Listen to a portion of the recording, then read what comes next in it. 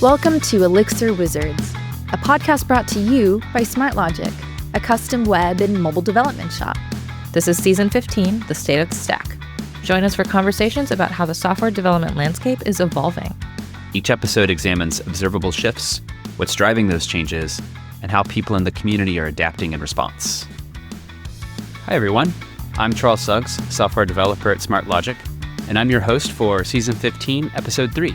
We're joined by Greg Medland, aka the Elixir Fixer, Elixir-specific recruiter, and VP of Sales at SR2 Socially Responsible Recruitment. Today we're talking about the state of hiring and the jobs market in Elixir. Greg, welcome to the podcast. Thank you for having me, Charles. Really appreciate it. Yeah, this is a topic we've been wanting to talk about for a little bit now. It seems like there's some new things going on in the job market, new factors that haven't existed for a while. So this seems a little timely with the state of the stack. Yeah, I feel honored to be selected. I always joke that I'm the number one Elixir recruiter in the US and without a lot of competition. But yeah, I was pleased to come on, and I think a lot of the questions are things I get asked on a regular basis, whether it's at meetups or conferences or just in my day-to-day. So good to have a resource, I think, for people to go to and hopefully get some indication from someone who's on kind of both sides of the coin. For sure. Yeah, it seems like the overall market right now is maybe slow, like hiring rates are low, but also people aren't really moving around. There's some reports that the demand for software developers is growing and projected to do that. But what are you seeing in your role kind of in both worlds there? Yeah, I think it's been a strange couple of years. I think a lot of the sentiment out there was that things are really bad, and I would say they're more weird than they are bad, and it's just a bit of a change of what we've been used to. So yeah, it's quite a unusual time, I would say, where I think it's important for people to kind of learn the market a little bit as they're going, because things aren't following a normal trajectory as they have done in previous years, I think. It's definitely been a bit of a shake-up. What do you think is different about that trajectory today compared to what people might be used to? Yes, I think coming into kind of 2020, early 2020s, 2021, 2022, there was just, demand was just growing, year on year, more bodies. We need more people in software engineering, and, a lot of people join the industry who perhaps haven't been in it before, which, is great. And I think there was a steady increase of supply, and supply just couldn't keep up with demand fast enough in terms of volume of hiring software engineers. And I think post 2021, 22, where there's obviously a lot of stimulus in the economic market, and funding was fairly easy to come by naturally in the US. That goes to tech a lot of the time, and that's kind of where it went. So it was a crazy couple of years.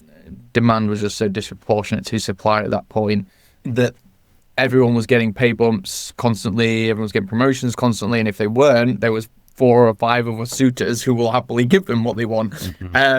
So it was definitely a candidate-led market, across the board, and that didn't discriminate between seniors, principals, juniors. People were using me to find, junior engineers because they couldn't get them, and it's competitive when people, are fighting for people in their first job. And I think then post that, I think there was a rebalancing with the market, and companies that had overhired, had to readdress that, and there was quite a lot of instability. Interest rates came up, money was harder to come by, and every kind of dollar had to go further. So that left, quite a strange situation for people. And then since then, there's been this kind of, we're trying to get back to an equilibrium that makes some form of sense. And yeah, I think we're getting there. You mentioned the U.S. a couple of times. Do you work with placing people with companies outside the U.S., or is your experience largely just U.S.-based? I actually previously recruited in Europe and spent a few years there before coming over to the U.S. Since then, all of my clients have been US-based. My engineers have been based predominantly in the US, but I have placed also quite a few folks from Latin America, Canada, Europe as well. On the candidate side, like quite global, I would say. The client perspective has been very US-focused. So yeah, my view is a little more focused, I would say, on the micro version of the US as opposed to worldwide. the trends you've discussed so far, have you seen that kind of play out in those other markets, or do you not have as much exposure to that in Europe, Canada, Central South America? We do, yeah. So to give a bit of background, so I kind of head up on the US side of the business and kind of founded that. And then the company is predominantly UK and European based. So we've certainly seen across the board the same trends following suit everywhere. I think the US is, given the economy relies heavily on tech, as its kind of primary export, and that's the growth part. It's potentially been a heavier hit on the US than in Europe somewhat. But it's a global situation. Mm-hmm. So you mentioned about kind of getting back to maybe a little bit more of an equilibrium on the supply-demand equation here. There have been some significant layoffs at some of the bigger tech companies in the US, really kind of since the pandemic, I guess. And I'm curious how you interpret those layoffs in the broader scheme of all of this. Yeah, it's quite shocking, isn't it? Because I think everyone comes into the workforce and thinks, oh, if I join a household name, a top 100 company, my job's safe forever. And I think that's been a bit of a shock to the system for a lot of people in readjusting that. And, some of the smaller companies you're closer to your staff and there's more stability actually there. So, yeah, I mean, that's happened. I think that's been, again, I think they've just followed the trend of the economy of the last few years for the most part. This is just personal opinion, but I feel that some of the decisions are they're attributing to AI, and probably it's because of overhiring or just, looking after the balance sheet, to be honest, to be quite frank. And I think, yeah, it's certainly shaken up the market. But what I see in Elixir is that for the most part, there's a lot of the market doesn't necessarily want to be a FANG company. So I think we've been a little less affected by that as a result. Yeah, I remember seeing some reports maybe a couple of years ago that some of this was due to talent hoarding to keep people away from competitors, and that maybe their calculus changed. Maybe it was somewhat economically driven. But yeah, that's a good point that for the most part, Elixir companies are not the FANGs. Yeah. So that does somewhat insulate us. How much do you think AI is influencing these layoffs? You mentioned that in some cases that might just be an excuse, is maybe kind of your take, if I am quoting you correctly. Yeah. But yeah, how much do you think that is influencing it? I think it's definitely playing a part. And I think right now it's not, the way I see it is it's not a people eliminator, it's a productivity multiplier, is kind of my take. So naturally with that, I think there's a tendency to think that we can do more with less people.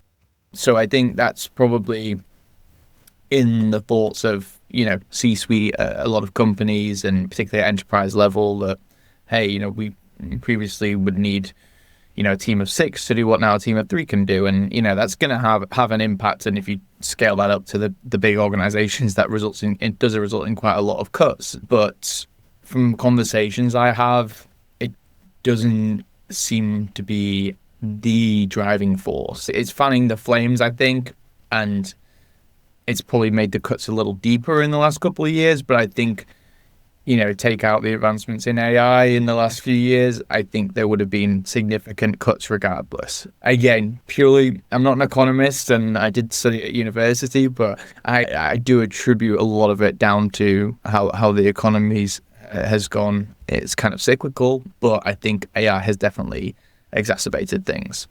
So developers come in all stripes, all kinds of skill levels, all kinds of different combinations of bits of skill to make up the whole. Are you seeing differences in terms of how junior developers or more senior developers, or someone who has kind of like a broad but shallow skill set versus someone who has kind of a narrow but really deep skill set, are these different kinds of skill sets, we'll say, and experience levels being affected differently in what you're seeing? Yeah, I do. I think, if I look at 2020, 2021, at that point, it's like, how many years of Elixir does someone have?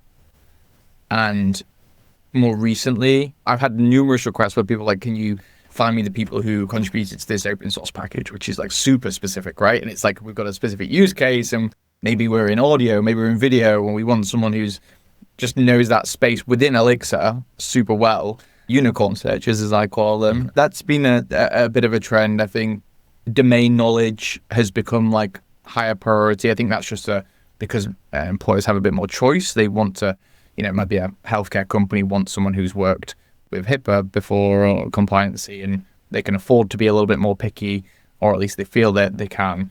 Whereas back in 2021, it's like you've got a couple of years of professional, Elixir experience. You got the job if you want it. That's how it was, because then they didn't know when they were going to see another Elixir developer again. And I think that's been a big thing. So I think folks have had to lean in. I think the temptation when things get tough is to like become a jack of all trades. Like, oh, I can do that, I can do this, when really, what do you really excel at? And what have you done really well in your past? What do you enjoy? What are you passionate about?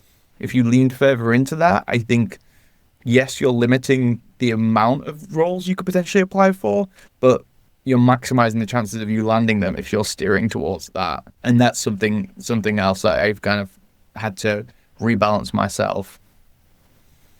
That sounds a little bit like advice sometimes given to new business folks who are trying to find their way, is to niche down. Yeah. To concentrate your business on a small niche of what you do really well instead of trying to do too many things. Yeah.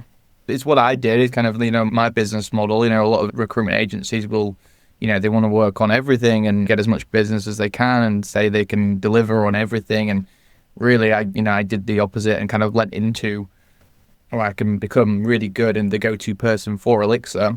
And that's, manageable. And it's the same thing, I think, from a job perspective. Like, yeah, you want to be a desirable product in the market, not to talk about it too crudely, but to do that, you've got to differentiate yourself and know your limitations and know where you're strong.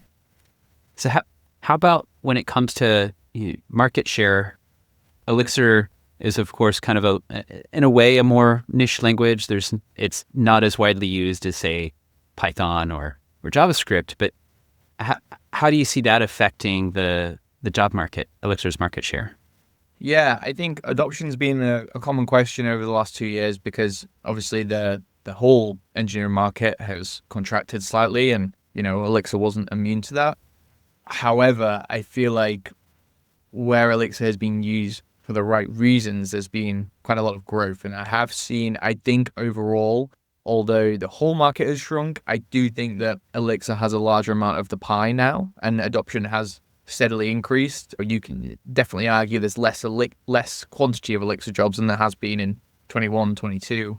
But I think if you take that into consideration of the wider labor market and the wider software engineering market, Elixir has gained traction.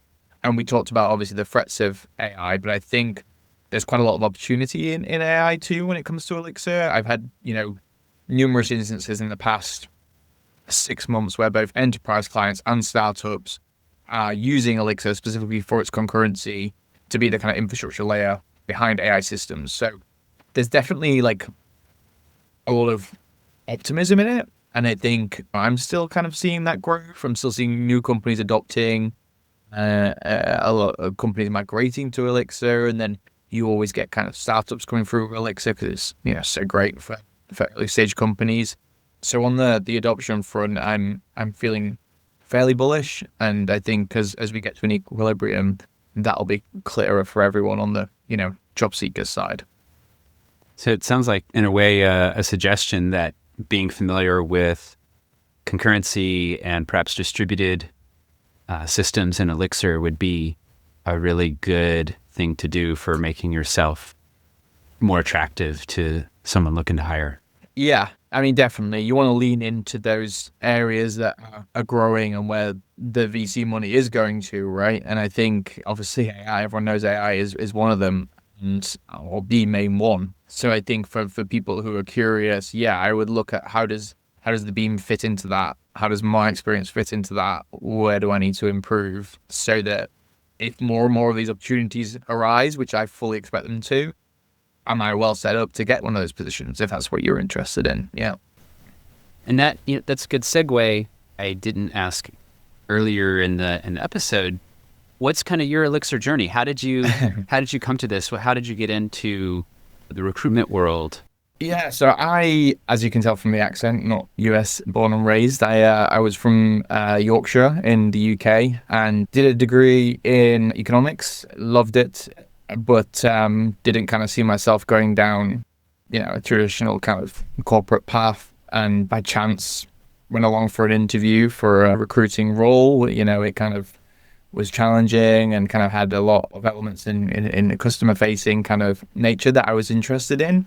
And it just kind of happened. We have a joke in recruitment: no one grows up wanting to be a recruiter. You just kind of fall into it. And then spent about three and a half years back in Europe recruiting there. And I'd covered quite a bit of object-oriented languages, and then found a bit of a niche in Scala actually back in Europe. And I then got the opportunity to move over to the US with a UK business. And at that point, wanted to hone in more because the US seemed absolutely vast to me, and the market was so much bigger than Europe. Like, I was used to doing Belgium and the Netherlands, where you could get across two countries in a day, and you can't drive across Texas in a day now. So I was like, I gotta break this down a bit, and I basically set out and was like, right, I was hearing a lot from my network in terms of like functional programming and the excitement and interest there, and I was like, okay, so what are the main functional programming languages? Tried out basically, like test ran, and saw where was the demand. And at that point, I kind of rode the wave of Elixir. There's this massive asymmetric information in the market whereby clients did not know where on earth to find Elixir people, and Elixir people didn't know where the hell on earth to find the jobs. So I was like, well, this is perfect. This is where I can add some value. And it just kind of snowballed, and really like the community, meeting people face to face. One of my best friends here in Austin runs the Elixir meetup here. I've known him for years, and going to the conferences, people are very happy to help. And obviously in recruitment, you need friends of friends, and you need referrals, and that's how a lot of my business is done. And Elixir folks seem to want to help each other quite a bit. So that was a bit of that fanned the flames. And then, 6 years later, and I call myself Elixir Fixer on X. Cool. See, you talked a little bit about people finding jobs and not knowing where to look to find people that are hiring, and not knowing where to look to find hirees. About what time period was that? Was there much available at that point in terms of Elixir job boards online, or what was that space like? It was pretty empty. I had to use like a tool that would kind of strip the internet for companies posting. I probably would have spun it up with Claude pretty quickly if it was around then, but it would basically show me the companies that are advertising for that, and for Elixir mentioned in there basically. And then it was just a process of outreach and then building up my network from there.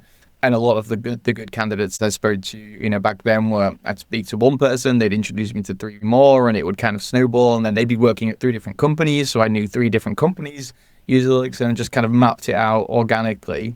And I think it's important to note, and I don't think a lot of people are aware of this, or maybe they are, but a lot of hiring goes on not on LinkedIn and not on job boards. And I tried to set up like a Slack group 6 years ago. I think it's got over 1,000 members now, a channel in the main Elixir Slack where I just post kind of remote US jobs. I have my Twitter channel or X channel where I post my roles, and LinkedIn I fairly often post, and that kind of shares it organically and gets to the right people, hopefully, eventually.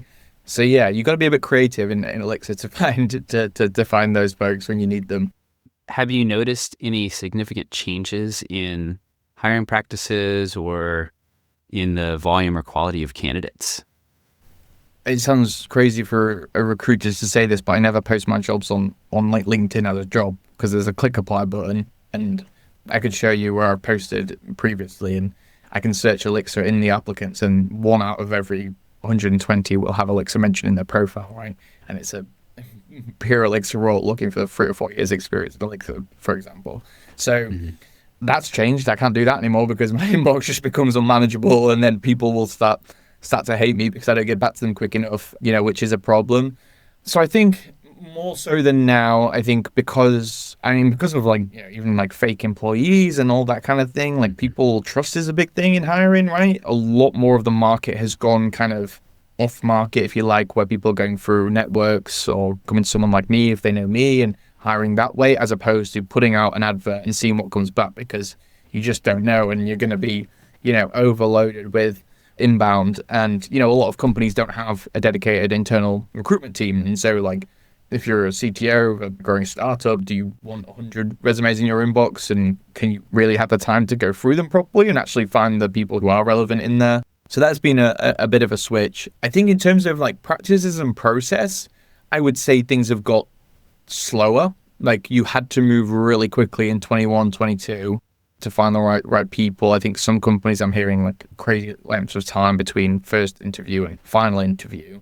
The processes themselves, I think, have remained largely the same. What I typically see is a first round screen with a direct hiring manager, second round, some form of technical, whether that's take home, live coding, or an in-depth kind of project that you kind of walk through, followed by typically a panel round with like a few more stakeholders in the business, and then finishing up with a CEO or back to the hiring manager, depending on the business, to kind of round things out. So process-wise, no. I do think one thing of note is that I do have to ask people now when I'm qualifying them and when I'm taking a new job requirement from a company is like, what is your stance on AI tools? Like that I have to ask. And that's a big thing. Like, I've had, placements not work out because during the interview process, the manager and the engineer had completely differing views on it. Some people like, let AI run wild, and others are like, oh, I don't trust it at all. And there's a spectrum. So that's a new one for me that's only had to join my qualification sheet, if you like, in the last couple of years. Is there much imbalance between hirers and hirees in terms of that stance on AI tooling? I think it's a fine balance, but I think like C-suite and a lot of management, if someone's completely hesitant to use kind of AI tools, I typically say that's like that's probably a deal breaker. I think they want to see that people are experimenting or at least trying to work with these tools. It might not be fit for every job, but you want to be as productive as possible, and they want their engineering organization to be as productive as possible. So I think that can be seen as a bit of a red flag. But then I think from an engineering standpoint, some people just aren't comfortable like going into an environment where the process is completely different to what they know, and they feel like they're taking risks with the code that they shouldn't do. So it's just alignment, it's knowing what your view is and sticking with it almost, and being quite upfront about it and make sure that you're happy with it, because at the end of the day, during an interview process, if you're not completely transparent and honest, it's going to come unstuck in a few months, and it's going to be a worse situation for everyone. Yeah. Honesty is always a good policy. I want to dig in more to how AI has been kind of disrupting the hiring process with fake candidates and fake job postings even. It sounds like, in a way, maybe the solution right now is more personal contacts. Of course, working with a recruiter who is verifying that there's humans and actually a legit job offer or job posting. But how else are people dealing with this? I know I've heard from some hiring managers how it's just like a slog. Yeah. And some companies have maybe even switched to only interviewing in person because they're guaranteed to get a real person. Yeah. And who knows for how long that will be. Pretty lifelike robots. Yeah, I think in terms of a workaround, like right now, and outside of going through your network and going through people you trust, there really isn't a solid way of verifying. I mean, there's always steps you can do. If someone's applied for a role and they look great, you can always ask from a hiring manager perspective for references. It's still a pretty normal thing. I know it sounds a bit dated these days, but I think references are very important and carry a lot of weight. And I think from a candidate's perspective, I think it's difficult because, a lot of companies, you get stealth startups, you get like companies who don't have a great LinkedIn presence or, branding for whatever reason. It could be they're totally legitimate. But yeah, I think in Elixir, we're being lucky because, I think if you're a fake candidate trying to get interviews, you're probably not going to put Elixir on your resume because you're probably going to cast a wide net and try and catch, you might put Java or something that's, used by everyone. So I actually don't see a ton of fake profiles in the community. But as soon as you go on to like, job boards and whatever else, yes, you're going to get it. And there really isn't a way around it that doesn't cost a significant amount of time, And I think that's why, like, I've seen a demand for my services go up, is because I can be a first wall of that and very quickly identify, because it's my job every day to know who's good and who's legitimate. And same on the kind of the flip side of it, really. I know which clients are legitimate, but it seems less of a problem, I think, in our little world. I don't mean this to sound reductive. Do you think that in a way your role, or part of it, is taking the place of some of the AI resume vetting tools that some large companies use? Because I've heard this is a problem of just trying to get through the AI machine so that a human will even see the resume. Yeah. Or is this part of what you do, is work with candidates to edit the resume so it's more likely to get through some of these filters? Or Yeah. So I don't have to worry about that. I mean, every candidate I submit to a client is usually through a Slack channel or an email, and it's handpicked. There's detailed notes in there, so I'm never really worrying about optimizing for online. But if someone always asks me how can I improve my resume, I'll give them kind of tips. But from my understanding and from what people are saying, there's no tips that are going to work, all the time. It sounds as though each model will reject you for different reasons, and it is frustrating because I speak to people often who I'm looking at it as a human going, oh, they'd be great for that role. Like, I know the role, I know the company, and I'm like, yeah, it'd be stupid not to talk to them. And they never get a response. And I'm like, they need a human there almost just saying, tap, tap, you should have a conversation with this person because they actually look really good. So, cover letters. Are they old school, not worth it? Are they important? Does it really just depend? I mean, I love a cover letter because I essentially will write one up for a candidate from my perspective after qualifying them for a role. And, it's so easy with like, GPT or whatever you use to spin up a cover letter. You throw your resume, throw your job description in there. That rarely hits the right notes because I think if you're being hired, it's a human thing. It's not something that AI is going to be able to kind of highlight or replicate. I think a good cover letter where you're showing that you've looked into the business, maybe you've had a look at some of the engineers on LinkedIn and they look like people who've had a similar trajectory to you or similar background, and you can draw a reference to those. There's levels to it, and I think if someone generally sits down and writes a cover letter, I think it boosts your chances, 100%. And it's needed because a resume, just like a job description, never tells the full story of what that job is. A resume won't either, because when you're writing a job description, you're writing it to be appealing, to be, you're trying to put in there like the basic requirements, but you're trying not to make it too much, rule too many people out, because there naturally is always flexibility in there, but it doesn't tell you necessarily where the flexibility is. It doesn't tell you what the real technical problem is, or it might be a people problem, or it might be a product problem, and that you're going in to solve.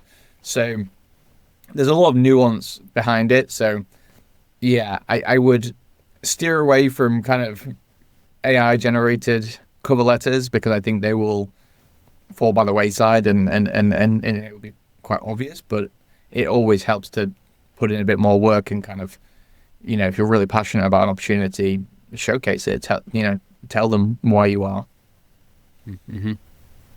Yeah, use it to collaborate on, what's important to focus on in your resume, or why you're particularly suited for the role. Yeah. Why you, not just the skills you have. But Exactly. It's sales at the end of the day. It's selling yourself and what you've done and what you think you're kind of capable to do. And that might even mean calling out deficiencies in your profile compared to the job description, but saying, well, look, it might be like, I've never worked with this framework, but I actually went into my last job and this was a new framework to me then, and I picked it up in 3 months, and my manager said this about me, So there's always a way to combat it. And I think, again, the human element and the authenticity element goes a long way. For sure. What other things do you think people should do to really kind of stand out in the hiring pool? It's a really good question. Obviously, one I get a lot. So, Of course. Yeah. I think everyone wants to stand out, and I think the only way that everyone can stand out is if everyone leans into what makes them them in a way, and what makes them. Everyone's had a different career journey. Everyone's had a different process that's gotten to this point, and everyone has different strengths. And I think there's a lot to be said for just knowing what you're good at, knowing what you're not good at, and being very clear about that and projecting what you want. Don't try and be a one size fits all. Like, don't try and make your resume appealing to the masses. I'm coming back to that same point I raised earlier. Mm-hmm. Niche down. I don't want to repeat myself too much. Having said that, like, people want tangibles, right? People want, like, what can I go and do this evening? It's going to increase my chances. And I think there are definitely things, like, I think, like, you know, having an open source presence is really important. I think that's a really good thing. It's not, you know, possible for everyone. I completely understand that. And as a kid who, you know, hated homework, I wouldn't want to go home and do more work on my own time. But I know that people are also very passionate about it. So again, if you have an area of work that you're really excited about, or maybe you have an area of your personal life that you're really excited about, say you're a musician, you know, look into kind of Elixir and what's going on in you know, audio, and what packages are available, if you could improve them or help maintain them. And in doing that, not only are you having something to talk about during interviews and on your profile alongside your own work, you'll also meet other people with similar passions. And guess what? They might be a CTO or an engineering manager at one of the companies you'd love to work at in an area you're really interested in. So there's no shortcuts there. That's telling people to do a lot of hard work on their own time, but it works and it resonates and it hits the right marks. I think aside from that, I think the networking element, like, I think there was a period where everything was easy to get, you know, jobs. You could just click on LinkedIn and apply, and you were right there, and, you know, the demand was enough to take you through. I think invest in relationships, invest in people, your old managers, your old colleagues, keep in touch with them, because you don't know where they're going to end up, and you might want to join them at some point again. And having an internal advocate is going to be a massive help, you know, in that process. Go back through your old connections, reach out, make friends with them, find out what they're doing. I think networking, and it seems crazy, it's 2026 and I'm still saying, you know, to have these human connections, but it pays off, like, it really does. And I know people who've followed a mentor for years, and it's fast-tracked their career, you know, a ton, and they've, you know, 3x themselves because they've always just gone with them and kind of piggybacked on the journey. And then, you know, someday hopefully they'll do the same with someone else. But that only happens if you put a bit of investment into the people you're around. So that's a big part of it. And I know it's also not possible for a lot of people to get to conferences, get to your local meetups. Like, I know America's huge, and I live in Austin, so I'm quite lucky because I can. It's 5 minutes in a Waymo to meet up with fellow people. But getting that FaceTime and getting in front of people and hearing what other people are doing often leads to something. It might not be immediate. These are all, like, slower gains, but I think it will pay off in the long run. At the risk of putting words in your mouth, so definitely say if I've got this wrong, but it almost sounds like you're saying that in a world where artificial intelligence is becoming more prevalent, the importance of human connection is becoming more important, or is just as important. There's our tagline. Yeah, that can be a post. Yeah, I think that's exactly what I would say. I think I see it firsthand, in that managers come to me, companies come to me because they want someone having that personal connection. They want to protect their brand as well. They want to make sure, like, candidates applying having a good experience when they're trying to work there. And I think, yes, I think that it just carries so much weight. And in a world where anyone can tailor their resume and can, you know, inflate the number of years experience, or even pick up a new framework fairly easily with the new tools, you've got to stand out. You're no longer, you know, a tool user. You've got to be a tool builder almost, and kind of and a multiplier. I don't want to use too many buzzwords, but I think that's what I'm saying. And I think those people who I've seen who've got those, like, strong human connections are the ones who are finding it much easier now, as opposed to cold applying on LinkedIn, which I just think is almost redundant at this point. What about highlighting soft skills or non-technical aspects of you that may indirectly contribute to your ability to be a good team member. I talked earlier about people like changing careers, which I actually think is a really good thing. And people have come into software engineering and maybe they were a teacher and, they're getting into an ed tech role. Like, that's awesome. You were a user, like you're a consumer of that kind of a product, and gives you a whole new perspective on things. And I actually did want to mention this because I think one of the most common requests in the last year or year and a half, or the most common reasons that candidates haven't received offers for interviews has not been they don't know Elixir well enough or they've never used live view. It's been, could they sit in a room with a customer and create a solution like there and then? I had one candidate, I remember, that I went to an interview and they asked him about his kind of like product instincts and how was he customer facing. I think he'd worked on a trucking or logistics application, and they were having some problem with the mobile app, and he went and sat on an overnight shift with someone driving the truck and saw how it was being used, saw where the problems were. And, obviously it's a great anecdote. It's a great story. Like, it makes problem solving real. And I think software engineers are problem solvers. And I think being able to, churning out lines of code is getting faster and faster. It's no longer an advantage to say I can write X lines of code and it all works great, because so can a lot of people.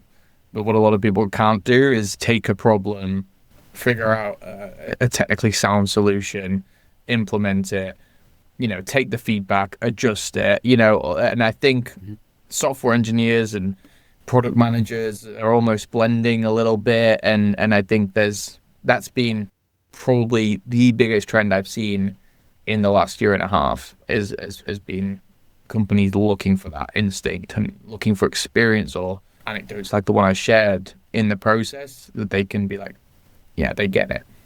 Mm-hmm. Sounds a little bit, I mean, it shouldn't be, but sounds a little bit like thinking out of the box to a degree. Like the box is my ticket, the requirements I got from the client, and maybe the small decisions that I end up having to make as I implement this that weren't made ahead of time. Yeah. But as technologists, if what we build isn't used or isn't useful, then we've just wasted our time and someone's money. Exactly. Yeah.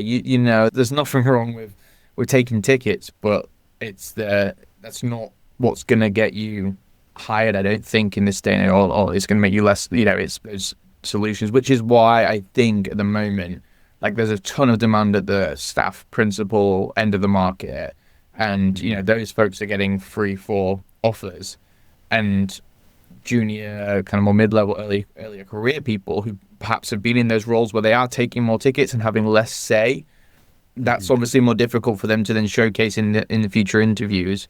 So I don't know what that means for the future. It's obviously not a good situation, because they're never going to get that experience if someone doesn't give it to them. That's being a kind of worrying trend, I think, because it seems like they almost have to go and have those pet projects on the side. Yeah. Where they're doing their own kind of user studies, so to speak, and then developing something specifically for that.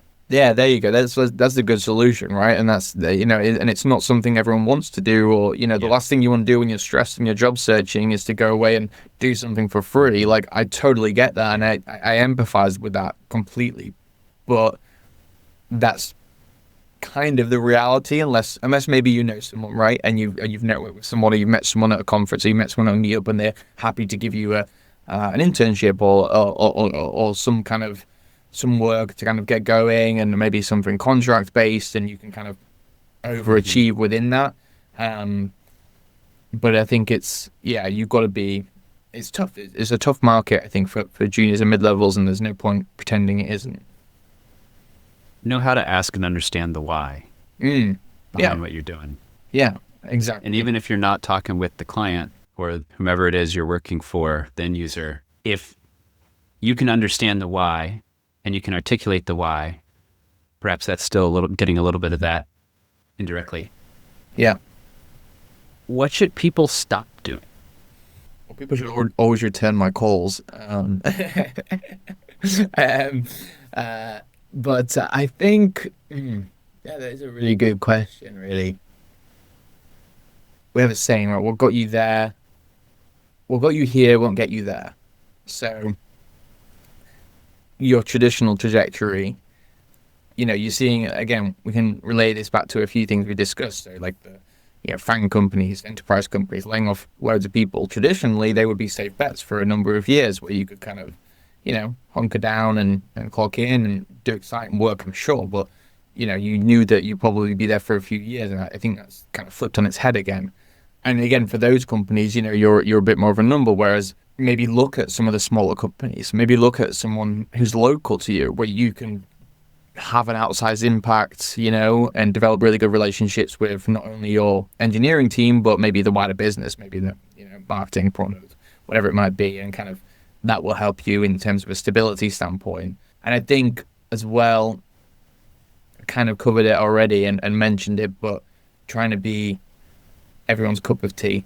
Like, you don't need to be everyone's cup of tea. You've got to be your own cup of tea. It's kind of going for what you want and what you want to attract. Like, again, like I would advocate against trying to apply for everything. And, it's obviously tempting because the more shots I take, but I think what you're going to do then is you're going to burn out and you're going to get disillusioned. And by the time you get to the opportunity that you really want, you're struggling in the interview because you're downcast about your suitability. So I think people need to come into the market pre-prepared with a bit of a vision of what they want. Like I always like that when I get on a call with someone and they can tell me what they don't want to do and what they do want to do, and that really helps me to get to know them and what's going to be a good fit, as opposed to, if it's Elixir, throw me in there. I that's not helpful for someone who only recruits in Elixir. All my clients do Elixir, and I'm like, no, I want to hone in and I want to sell you really well because I want to get impassioned by your fit for them. And that's one thing. I think traditionally people would wait quite a long time before nurturing their connections and nurturing their outlook on looking for jobs. And I think one thing the last few years have shown is you kind of got to keep an eye on the market because you don't know what's gonna happen at any company, and it can be quite sudden. And there's that saying in investing, right? Time in the market over timing in the market, and there's never a truer word said when it comes to looking for a job. And the chances of, I always say to people, the chances of you coming to me, say you just had a layoff on a Friday, we speak on a Monday, the chances of me having a really, really good opportunity for you and like hits your criteria, and it's going to be really interesting and a good team fit, chances are quite slim. But if we've been chatting from the last 12 months and I've been letting you know what's going on the market, for example, this is quite selfish self-promotion, but, it gives me that chance to then I can let you know when something good comes up.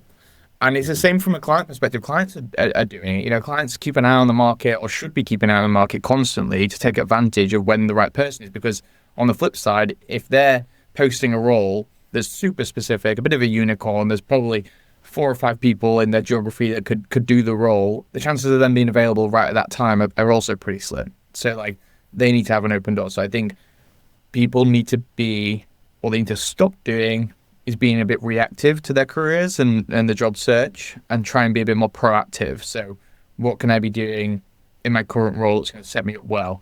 Who can I be networking with and spending time with and speaking to?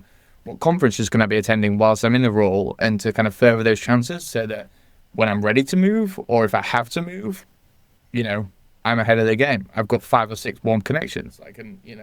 It's just going to make that whole process a lot easier. But as someone who's constantly drowning in life admin, I know that I'm giving people more work to do alongside their role, but I feel like these are practical things everyone can kind of take away and implement, and I've seen firsthand affect people's job searches positively.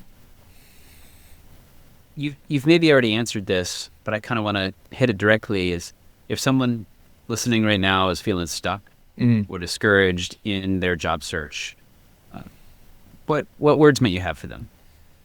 Well, I'd say give me a call. I never charge to speak to anyone, and I'm always happy to kind of have a one-on-one conversation. I know everyone's different, but I think there's people getting hired consistently. Like, people are getting roles. It's not all doom and gloom. People are using AI to increase productivity right now. Like, who knows what's going to happen in the future? But try not to think about that. Control what you can control right now, which are, things like, I could sit here applying for 30 jobs, but it's going to affect my mental health, and, I'm not going to feel great afterwards.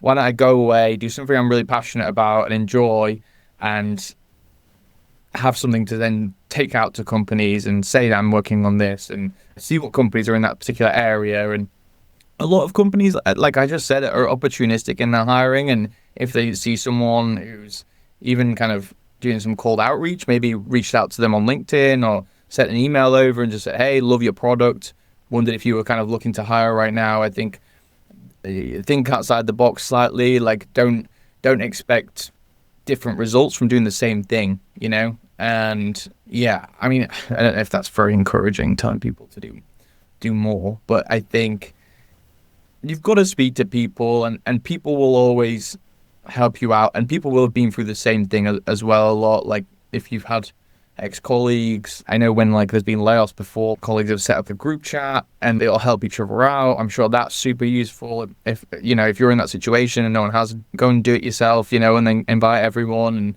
that can be a big help. And often companies will take two people who've worked together before because they've worked together before, and it's an easy fit, and they're happy to not pay a recruiter like me a fee for the pleasure, so they'll get two for the price of one, kind of thing. So I think there's a few solutions like that I think can help ease the burden a little bit. And yeah, I guess my advice would be to kind of also talk to people who are in the positions that you kind of want to be in. And, you'll probably find that most people have had a similar stage in their careers where they, were in between things and got stuck.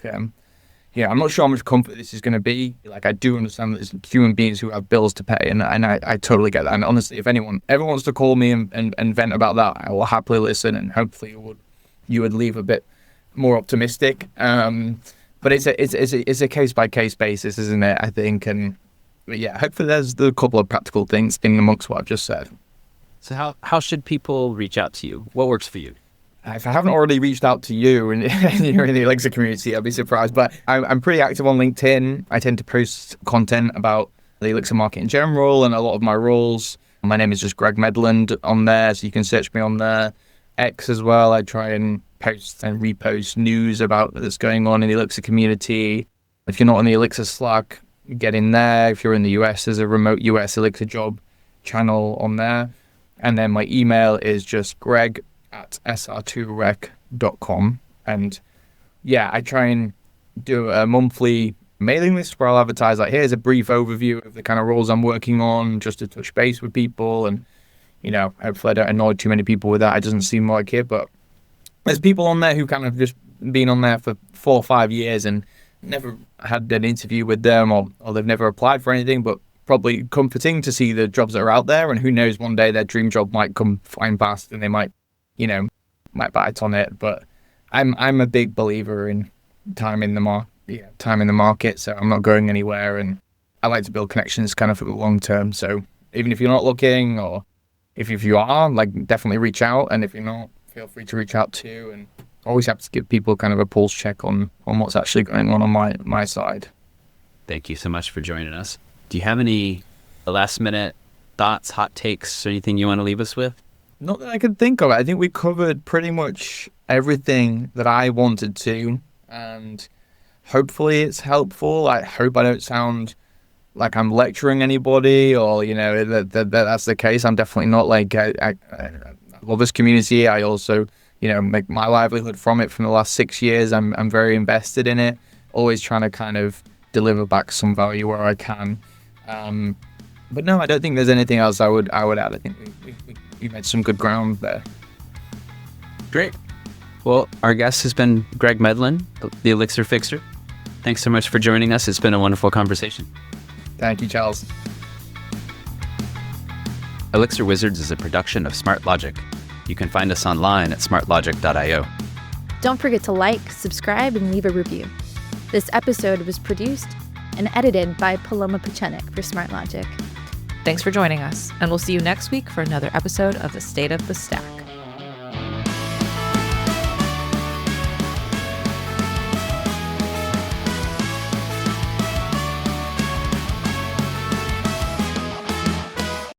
Hey, this is Yair Flicker, president of SmartLogic, the company that brings you this podcast. SmartLogic is a consulting company that helps our clients accelerate the pace of their product development. We build custom software applications for our clients, typically using Phoenix and Elixir, Rails, React, and Flutter for mobile app development. We're always happy to get acquainted, even if there isn't an immediate need or opportunity.